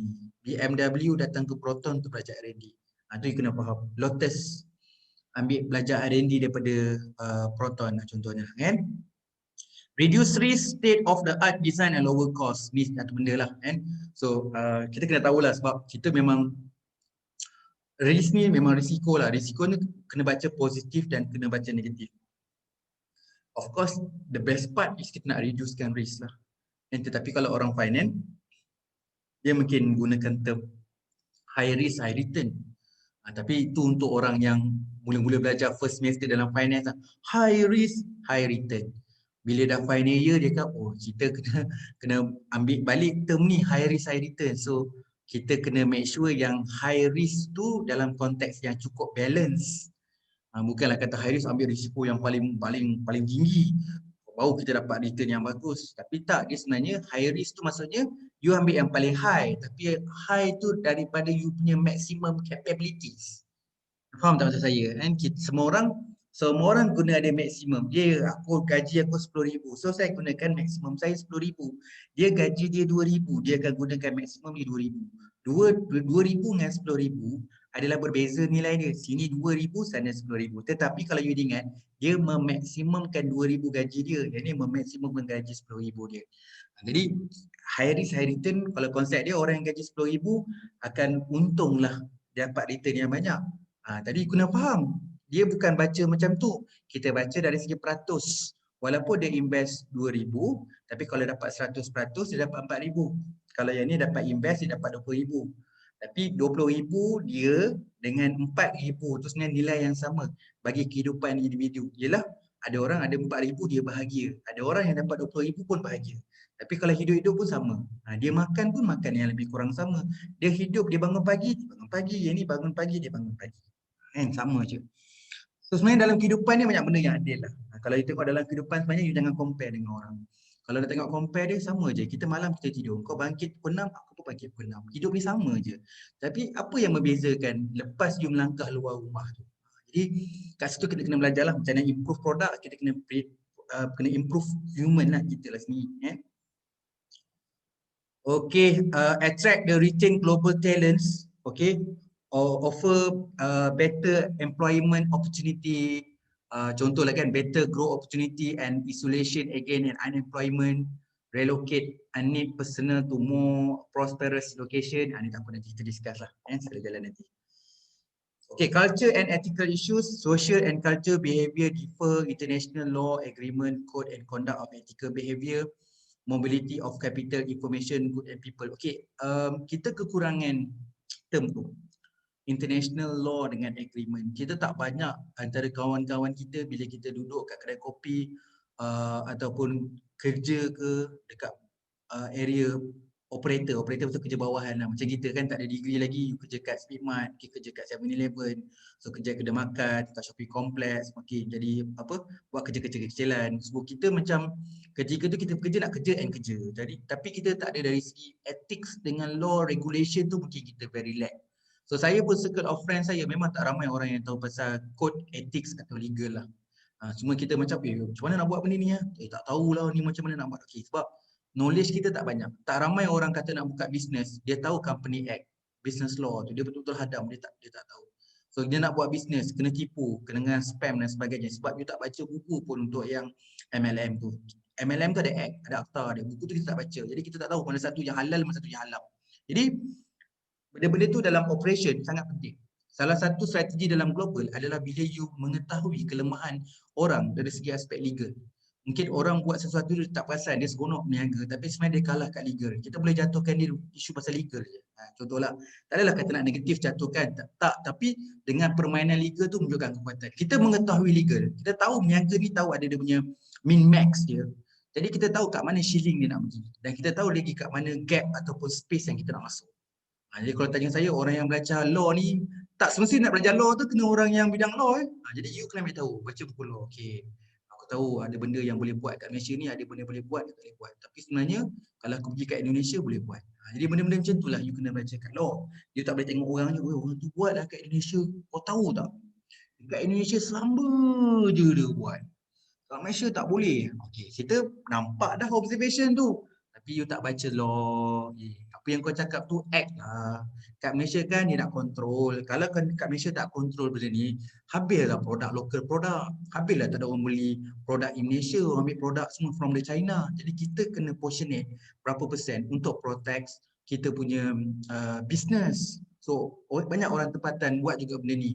Kalau semua ni tak kontrol, semua orang pergi dekat Lazada, Shopee, benda tu nak kontrol, habislah, matilah dia. Okay, sebab tu kita ada act sebab tu ada act. Sebab tu kat luar tak apalah, mungkin dia ada reason kenapa dia openkan benda tu. Okay, benda pasal act baru tahu ni kan benda ni kita slow. Bukan slow, kita kalau buat macam tu habislah business. Ke mobility of capital, information, good and people. Ni kita akan sembang pada general.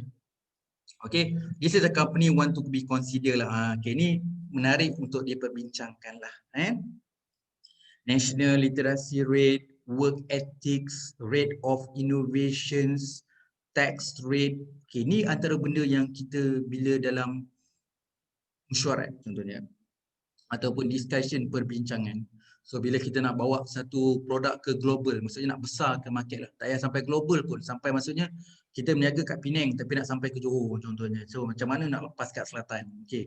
Apa benda yang benefit yang kita dapat dekat Johor? Kau nak tahu satu benda kalau produk engkau boleh lepas kat Johor, kita tak ada tax. Ya betul. Jadi contoh.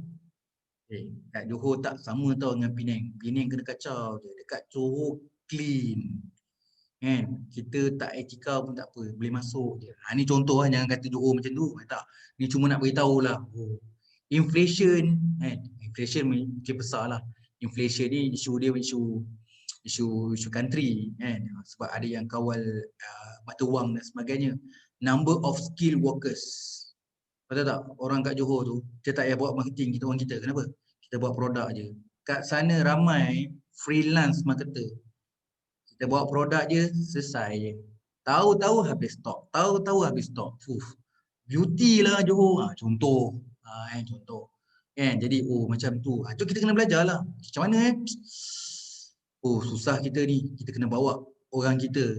Kat negeri tu tak ada benda-benda ni semua. Okay. Jadi skill problem lah. Kita kena bawa pula skill daripada orang kita. Jadi akan kurangkan manpower. Dah bawa 3 marketer kita ke negeri tu, siapa nak cover kat tempat kita? Itulah masalah, nak cover pula sana nak bawa 2, nak tinggal 1 ke, sini kekal 2 nak bawa 1. Jadi isu-isu benda tu lah, number of skill workers. Contohnya kita nak kerjasama dengan satu negara maju tu, dia ada cukup skill dia. Kalau dah ada skill of workers, kita akan bincang cost. Berapa harga cost dia? Labor dia mahal. Kalau kat luar negara, satu benda yang dia menghargai manusia, ini kita kena belajar. Luar negara dia menghargai manusia. Mungkin beli kereta tak mahal mana. Nak beli part tak mahal mana. Beli minyak hitam tak mahal untuk kereta. Tapi upah nak pasang minyak hitam itu mahal. Itu mahal. You nak belajar kat luar negara, buku murah. Buku murah. Alat pendidikan murah. Komputer murah. Apa lagi you nak belajar? Murah. Tapi yuran nak belajar mahal. Dia dalam ekonomi dia balance balik. Kita kat Malaysia mungkin buku mahal. Saya silap bila campur-campur harga buku, kan? Buku lagi mahal daripada yuran. You tak rasa lagi benda tu sebab mungkin kat UPSI buku semua pakai e-books kan. Tapi saya pernah ada alami satu semester di mana saya ambil subjek 5 subjek. 5 buku subjek yang saya guna tu lagi mahal daripada yuran. Dan saya rasa masa tu saya duduk luar negara lah. Walhal saya duduk kat Malaysia. Jadi calculation kat Malaysia macam tu. Isu dia biar yuran itu lebih mahal daripada buku. Tetapi kat luar negara dia buat terbalik. Buku itu lagi mahal daripada yuran. Cuba you fikir dari psikologi. Kemungkinan besar bila orang yang merasakan buku itu mahal daripada yuran, dia akan menghargai buku.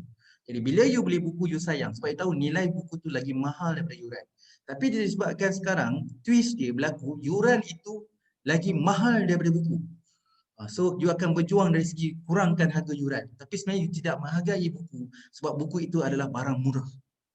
Jadi kadang-kadang orang psikologi dia twist je. Bila campur balik plus minus sama je. Yuran, kos kita nak belajar, yuran dan buku. Campur sama je. Luar negara pun campur sama. Tapi kenapa orang luar dia menghargai buku? Kenapa orang kita tak menghargai buku?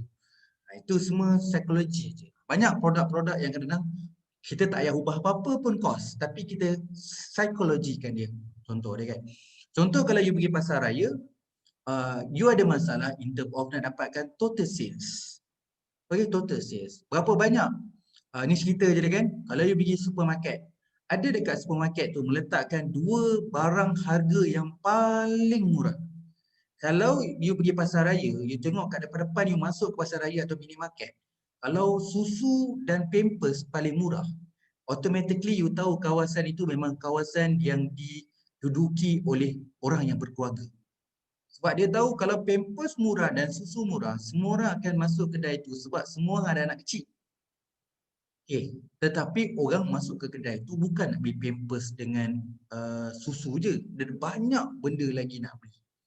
Ada satu, kalau you tengok sekarang Petropam tak macam dulu tau. Petropam dulu biasa buat barang-barang apa, beli air runcit, barang-barang makanan, jajan dan sebagainya. Sekarang dah ada pasar raya yang mana yang mat tu dah jadi barang-barang kedai runcit. Dan saya perasan satu tempat ni saya nak pergi, dia terkenal dengan pampers murah. Memang tak masuk akal harga pampers saya. Dululah beli pampers anak-anak saya. Sekarang dah kurang dah. Jadi, macam harga ni tak masuk akal kan. Orang beli harga RM30, dia boleh jual RM16. Jadi dah sebab dah lama dengan toke tu, saya dah tanya, bro macam ni, aku rugi jual pampers ni. Rugi. Tapi aku kata customer boleh beli satu je. Kos dia RM18. Kau rugi RM2 dengan customer. Memanglah rugi RM2. Tapi sebenarnya orang datang kedai aku tak beli pampers je, mesti beli benda lain juga. Dan aku akan dapat profit benda tu. Maksudnya kau kalah dulu Kalah dalam menang. Jadi contoh lah kan.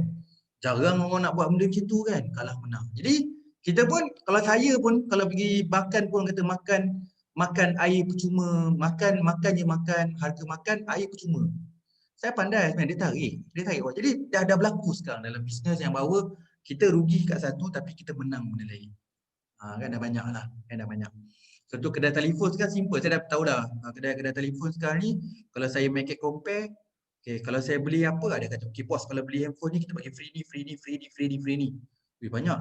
Bos jadi 10 item lagi free. Ya betul. Saya cakap terus terang, saya ada beli satu handphone baru ni, saya dapat free gift 20 item. Itu contohlah psikologi je, tapi sebenarnya kalau kira pam paling mahal pun dah RM200 je. RM200. Tapi saya akan mouth to mouth akan cakap ke orang, kau pergi kedai tu.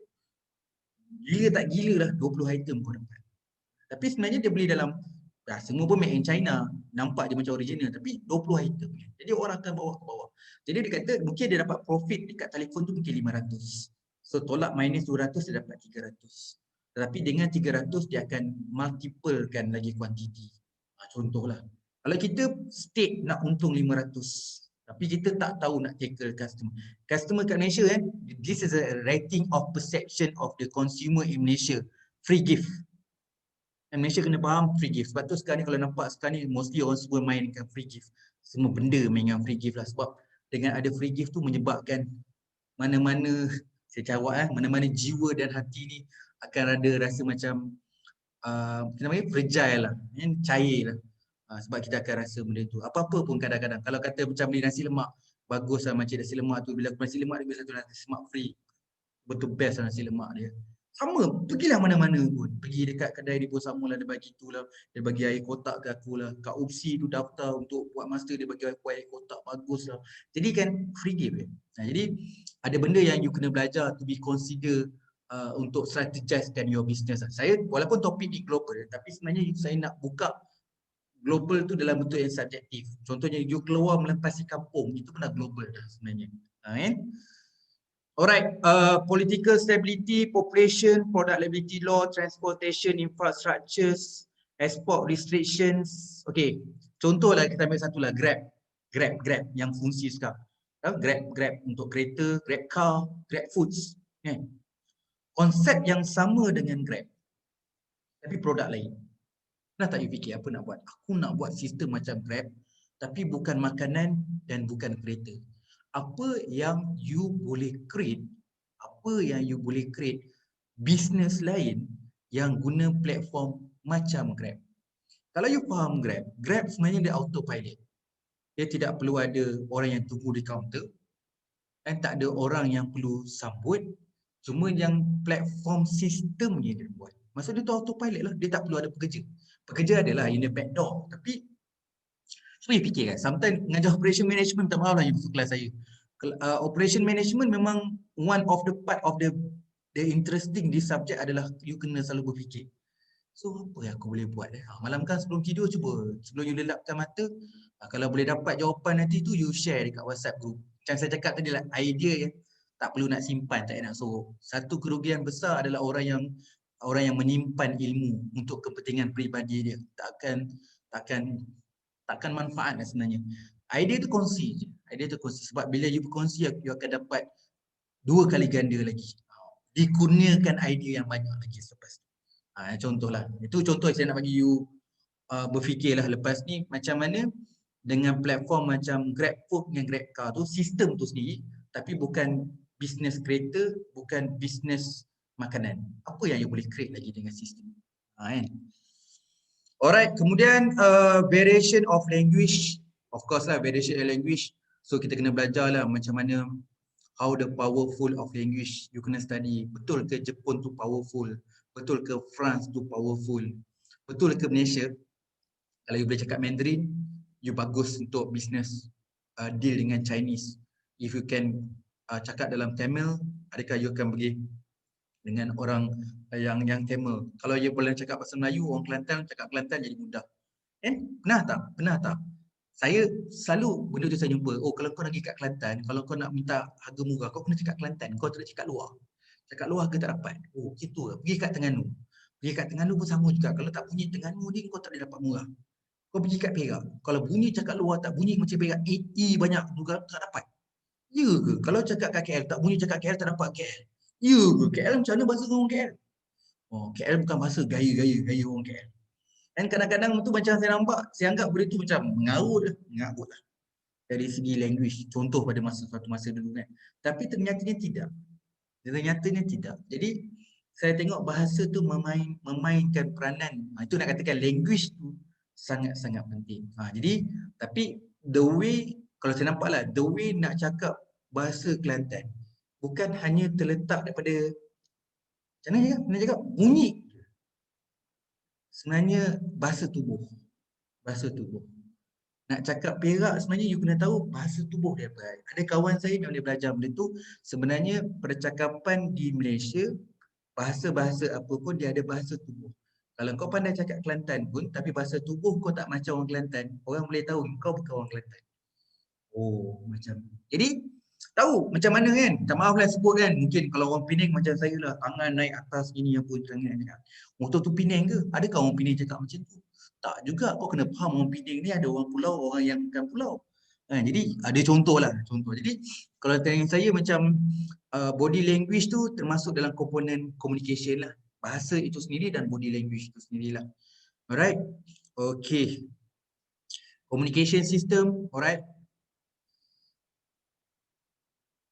Okay, mesh product and parents. See this one lah yang just nak tunjuk lah.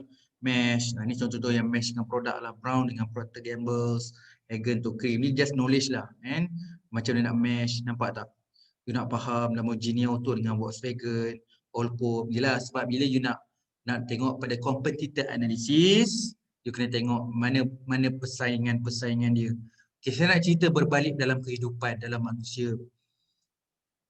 Kalau you melihat orang yang lagi bagus pada kita, Adakah kita rasa kita cemburu, ataupun kita rasa iri hati, ataupun kita rasa macam kita rasa stres. Stres maksud saya tak boleh tengok orang lagi power pada saya. Okay, ini saya kan. Saya memang kalau boleh dalam kehidupan saya memang tak nak bawa stres tu dalam kehidupan. Kalau saya bekerja, sebelum saya balik ni kat office, sebelum saya masuk kat kereta, saya buang semua negatif. Jadi saya masuk dalam kereta, terus tersenyum seorang-seorang, dah fikir aku nak balik rumah ni, aku patutnya rasa happy saja. Okay, ini saya nak advice dalam untuk make sure you sentiasa ada minda yang sangat bagus. Dalam operation management, strategize, minda you memang kena sentiasa bagus. Kita selalu meletakkan orang yang lebih baik daripada kita tu sebagai orang yang kita harus dekat. Nama apa maksudnya dekat? Budak tu rajin lah. Aku kena jadi geng dia. Aku jadi geng dia.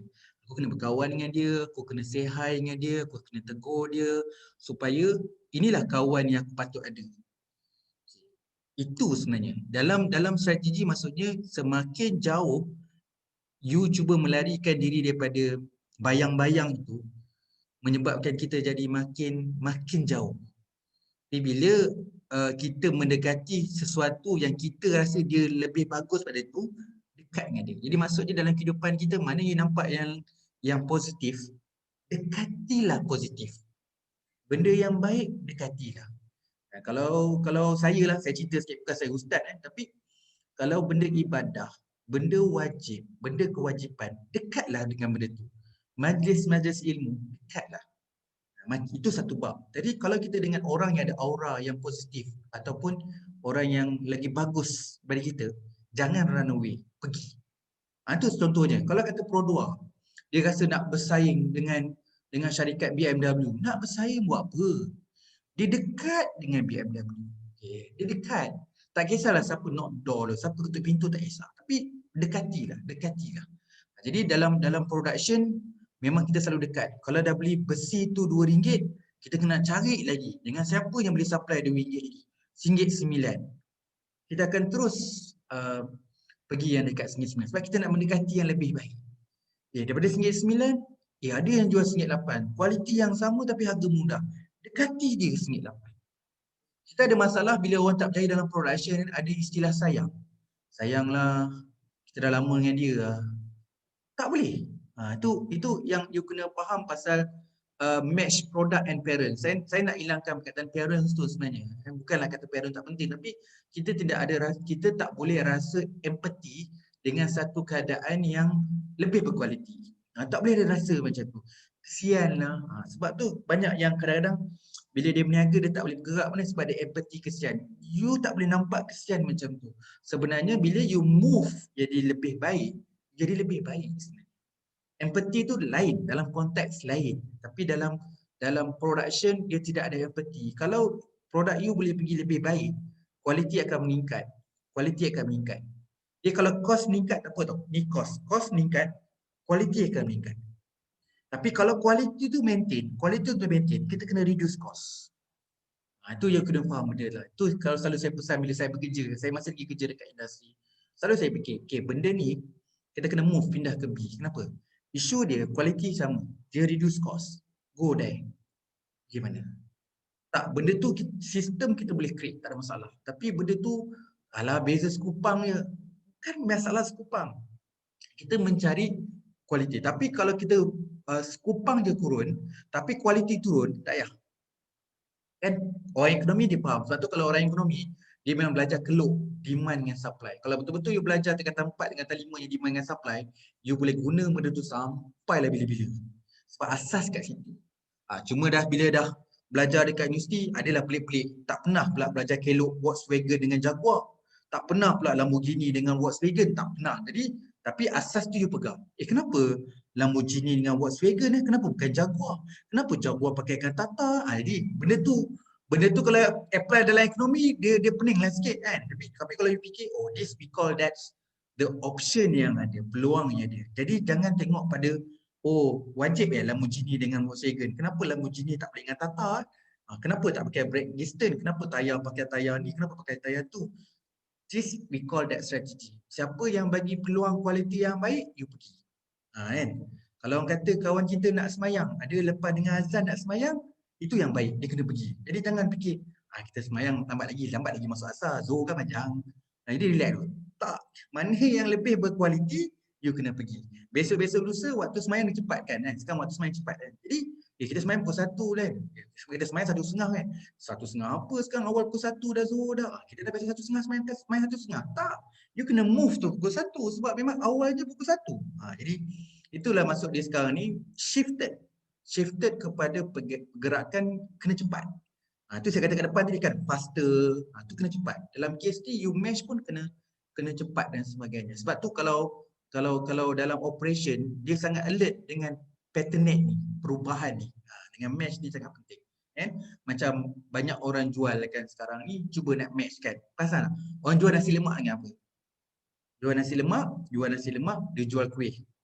Satu masa dulu, you pergilah kedai-kedai semua, orang jual nasi lemak dengan kuih. Jadi orang beli nasi lemak, saya nak 2 nasi lemak, saya nak beli kuih.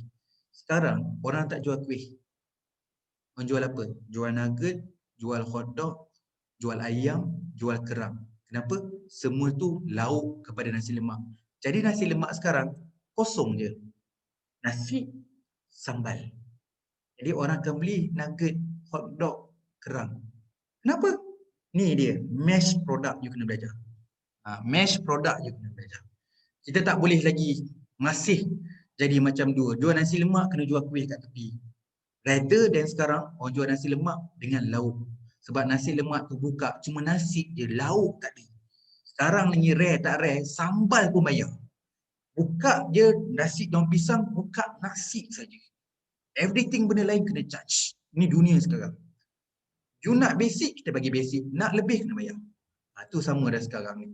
Tak ada lagi orang kata, Kak, nasi lemak, nasi lebih, simple. Nasi lebih, bayar separuh. Nasi RM1, nasi lebih, RM2. Kira. Sekarang semua kira, dik. Kan? Jadi, itu yang nak belajar last slide ni, nak beritahu pasal mesh product sangat penting. So, dalam operation, dia kena sangat fikir dari segi supply chain tu, material. So, what's next? Apa lagi yang nak kena matchkan dan sebagainya. Okay? Jadi saya buka soalan. Saya buka soalan dekat grup WhatsApp. Saya rasa cukuplah sampai malam ni. Everything kita sambung balik dekat grup WhatsApp. Untuk semua saya check balik kita punya grup WhatsApp tu. Betul lah, minta maaf siapa yang tanya soalan tu. Saya rasa saya letak itu visual stream mapping. So saya terima dua-dua lah, sama ada visual stream mapping atau value stream mapping. Nombor 1 tu assignment kita nombor 1. Assignment tu besar sikit markah dia. Sebab you kena readykan lukisan untuk visual atau value stream mapping. Okay, dengan ada kena buat presentation untuk topik tu. Presentation semua group kan, dua group. Satu lagi assignment adalah pasal downtime. Okay, downtime pun saya tak nak cover dulu. Saya nak you all Google dekat Google dan sebagainya. You cari bahan tu, apa maksud downtime. Downtime D-O-W-N-T-I-M. Tu ada maksud dia. Saya bagi clue lah. D tu defect. O tu apa, W tu apa. W saya bagi contoh waiting time. So kita kena belajar dalam production semua benda tu. Macam mana nak reduce defect, macam mana nak reduce waiting time. So T tu apa? Transport. So you kena cari apa maksud D-O-W-N-T-I-M-E. Okay, tapi bukan itu soalan saya. Soalan saya you all kena buat satu dalam bentuk table saja. Table, saya tak nak dalam bentuk table saja. Susun D-O-W-N-T-I-M-E dengan ambil satu syarikat. Cerita saya macam mana syarikat tu reduce defects. Bukanlah kata pergi interview, tidaklah. Kalau nak pergi interview, pergilah interview. Tapi you base pada bahan-bahan pergi kat website company tu pun tak apa. Saya nak you faham apa company tu buat dengan defect. Macam mana dia reducekan waiting time. Macam mana dia reducekan cost dengan transportation. Tu je. Saya tak nak assignment ni meleweh-leweh sangat. Saya nak assignment nombor 2 ni dalam table. Assignment nombor 1 lukis. Dah. Cuma assignment nombor 1 tu kena buat presentation sebab ada extra mark sikit. Okay? Okay, ada soalan nak tanya ataupun dekat bahagian chatting, saya nak respon kalau ada soalan dekat bahagian chatting. Nasi ayam penyet, air TO ice free.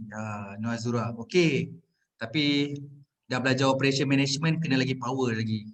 Kenapa nasi ayam penyet? Kalau saya anggap, saya nasi ayam gemuk. Azura boleh lawan saya tak? Benda ayam boleh dapat gemuk, kenapa nak pakai penyet? Kan? Sakat TO ice free. Kan? Saya bagi 2 air. Saya bagi 2 air. Jangan shaming ayam. Tak, maksud saya contoh tengoklah population. Saya nak jual ayam tu kat tempat pelajar. Dia sebut ayam gemuk, ayam besar lah. Kan? Ayam penyek mungkin ayam kena lenyek. Kan? Tak nak beritahu je lah. Contohlah. Tapi makanan, kalau tanya saya, tak semestinya nak kena belaga dua kuantiti ayam dengan air. Tak semestinya ayam kena dengan air. Dia kena tukar dengan benda lain pun boleh. Kan? Okay, kita ada 2 assignment tadi lah, copy paste. Nanti kita bincang lah kalau siapa yang tak clear nanti. 2 assignment saya ada nyata kat atas tu, nanti saya copy paste balik. Sekejap Ada saya nyatakan tadi, kalau you perasan awal-awal chatting tadi, saya ada tulis, dah hilang dah. Kalau you perasan tadi ada saya tulis berkaitan dengan assignment saya 2 tu. Kalau siapa perasan tadi, copy paste bawah balik. Saya cari tak jumpa dah. Atau nanti saya share kat WhatsApp balik lah. Kita ada 2 assignments. Satu pasal value atau itulah visual stream mapping, satu lagi lah downtime tu. Okay. Yep, simple ya. Dia punya tema creativity. Dia tidak ada satu macam, oh saya nak pakai color ke, saya nak buat macam tu. Saya cuma cakap, assignment nombor 1 lukis, assignment nombor 2 lukis, buat table, buat jadual. Itu je. The rest, pulang. Nak buat intro ke, nak buat penutup tu, semua pulang. Saya cuma nak tengok, wah, macam inilah lakaran yang saya nak. Wah, jadual. Jadual tu smart. Saya tengok macam, you faham tak jadual? Kalau jadual tu buat macam karangan, tu bukan jadual nama dia. Kan? Bila jadual tu ibarat macam kata you nak beli barang, contohlah you nak beli komputer kan. Di kedai komputer kan dia buat comparison tu kan, nampak spek-spek tu kan. Jadi kita tengok satu muka surat, kita nampak beza kan. Macam tu je saya nak. Dan tak payah nak. Susahlah, complicated. You buat you banyak-banyak pun kan saya baca pun. Saya jual kertas tu nanti.